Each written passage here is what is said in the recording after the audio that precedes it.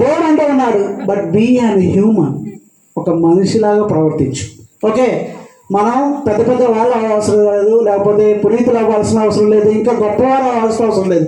కానీ ఒక మనిషిగా ప్రవర్తించు. ఒక మనిషి వేరే ఒక మనిషికి సహాయం చేయగలడు, అంతేనా?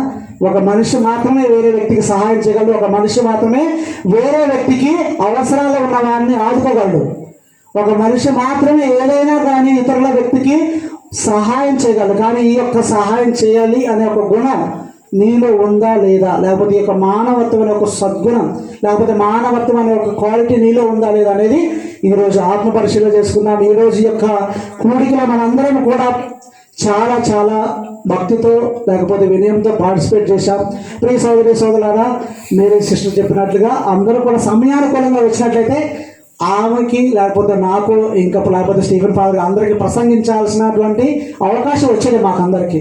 కొంచెం కూడా మీరు కూడా దేవువాకు ఇంకా ఎక్కువగా వచ్చేది. కాబట్టి సమయం అనే దాన్ని కొంచెం మీరు జాగ్రత్త వహించాల్సిందిగా కోరుకుంటున్నాను. Hallelujah, praise the Lord, praise the lord.